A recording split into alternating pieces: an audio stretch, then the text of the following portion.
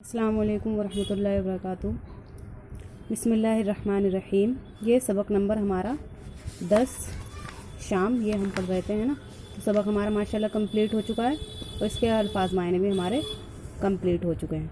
अब हम ये पढ़ेंगे, गौर कीजिए। पॉइंट नंबर 2, दिन और रात मिलाकर 24 घंटे होते हैं। क्या कह रहे हैं? रात दिन में 24 घंटे होते हैं। उनमें सुबह और शाम की ख़ास अहमियत है, यानी सुबह और शाम जो हम करते हैं उसकी ख़ास अहमियत है। सुबह होते ही हम अपने अपने काम पर लग जाते हैं। क्या कहते हैं? सुबह होते ही जब सूरज निकल जाता है सब अपने अपने कामों में लग जाते हैं। क्या करते हैं? किसान अपने कामों में चले जाते हैं, ड्यूटी वाले ड्यूटी पे चले जाते हैं, स्कूल वाले बच्चे स्कूल चले जाते हैं। यानी सुबह होते ही सब अपने अपने कामों में लग जाते हैं और शाम तक काम करते करते थक चुके होते हैं।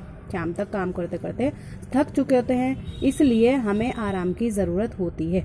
खुदा ने आराम करने के लिए हमें शाम जैसा अनमोल तोहफ़ा दिया है। इसका हमें बहुत बहुत शुक्र अदा करना चाहिए कि अल्लाह ताला ने शाम जैसा अनमोल तोहफ़ा दिया है। अगर शाम ना होती, रात दिन हम लगे रहते तो ये भी मसला बहुत ज़्यादा वो हो जाता। इसलिए अल्लाह ताला ने हमें जो भी बनाया है, जैसा भी बनाया है, जिस लायक भी बनाया है, बहुत सोच समझ के अपने कुदरत के मुताबिक हमारे लिए फ़ैसला किया है। ठीक है, तो इसका हमें बहुत बहुत शुक्रिया अदा करना चाहिए।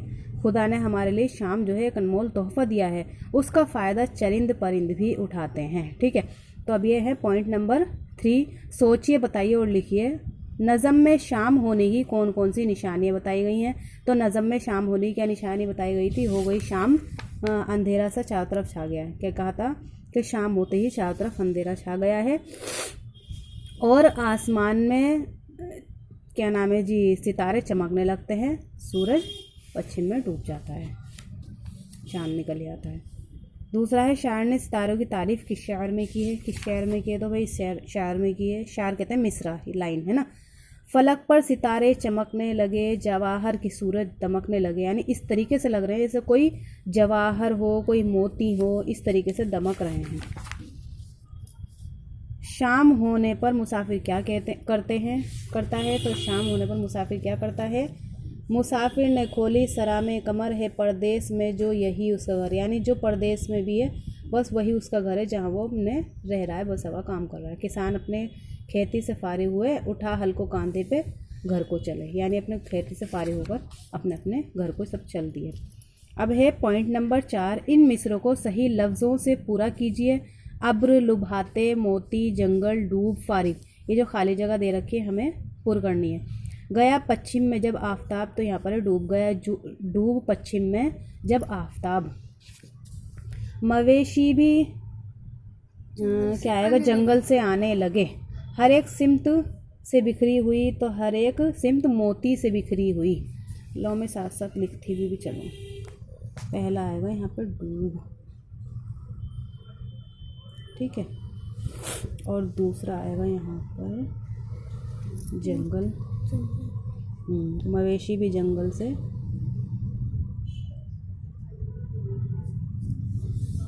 आने लगे। और तीसरा आएगा यहाँ पर हर एक सिमत मोती से बिखरे हुए, मोती से बिखरे हुए। तुम्हारा दिलों को भी लुभाते हुए, हाँ लुभाते भी हैं, तुम्हारे दिलों को लुभाते भी हैं। लाम भा अलिफ, लुभाते भी हैं। किसान अपनी खेती से फारिग, है ना, फारिग हुए, फारिग हुए। न आंधी, न अब्र, न गर्दो गुबार, अब्र। तो ये हमारी हो गई कंप्लीट। अब हम पढ़ते हैं पॉइंट नंबर 5। सही जुमलों पर सही और सही का और गलत पर गलत का निशान लगाइए। सुबह को सोने का वक्त होता है, ये बात सही है? नहीं, बल्कि शाम को सोने का वक्त होता है, तो ये है गलत। शाम को आसमान पर सितारे चमकने लगते हैं, तो ये सही है। रात को बाजार खुला रहता है, ये गलत है। शाम को आफताब पश्चिम में डूबता है, सही। नीचे लिखे हुए लफ्ज़ों के मुतज़ाद लिखिए, यानी ज़िद मुतज़ाद, यानी जैसे वो होते हैं ना, दिन रात का होता है अपोजिट वर्ड। शाम सुबह, अंधेरा उजाला, साफ गंदा, आफताब माहताब, आसमान ज़मीन, हाँ। बाहर तो गुबार, पश्चिम पूरब, प्रदेश देश, देश है ना। नज़म के वो मिसरे लिखिए जिनमें आफताब, जवाहिर और सितारे के अल्फाज आए हैं। तो क्या क्या अल्फाज आए थे? गया डूब पश्चिम में जब आफताब, जवाहर की सूरत दमकने लगे, फलक पर सितारे चमकने लगे। ये होगा हमारे पॉइंट नंबर 7 तक कंप्लीट।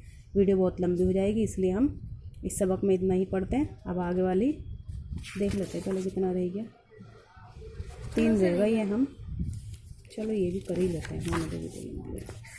पॉइंट नंबर 8, इन मिसरों के अल्फाज की तरतीब दुरुस्त कर खाली जगह में लिखिए। क्या कह रही हैं?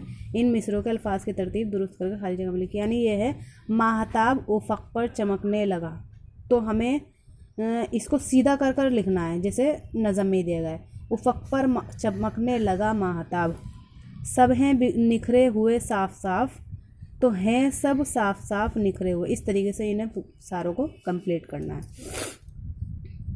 अभी क्या कह रहे हैं? नीचे कुछ अल्फाज दिए जा रहे हैं, इनमें से जो इसम है उनके गिर्द दायरा बनाइए, और जो खाली जो इसमें आफताब, मज़ा, अंधेरा, जंगल, आशियाँ, जाना, मुसाफिर, निकलना, चमकना, शाम, यानी जो नाम वाले जुमले हैं ना, उनको क्या करना है? उन पर गोला बनाना है। जैसे आफताब हो गया, जंगल हो गया, आशिया हो गया, मुसाफिर हो गया, शाम हो गया। जो संज्ञा शब्द हैं इसमें से उन पर गोल घेरा बनाना है। हाँ।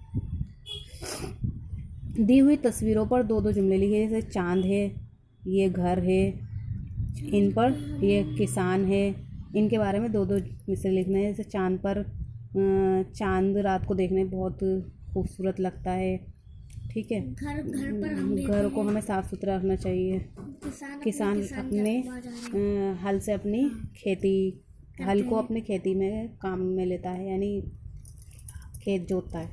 खुशखत लिखिए, यानी जैसे यहाँ दे रखा है इन्होंने, इसे देख के इस तरीके से यहाँ पे लाइनों में लिखना है। तो ये हमारा सबक नंबर 10 कंप्लीट हो गया। अब हम पढ़ेंगे अपना सबक नंबर 11। ठीक है, तो मिलते हैं हम नेक्स्ट वीडियो में आज के सबक के साथ। तब तक के लिए अल्लाह हाफ़िज़, अस्सलाम वालेकुम।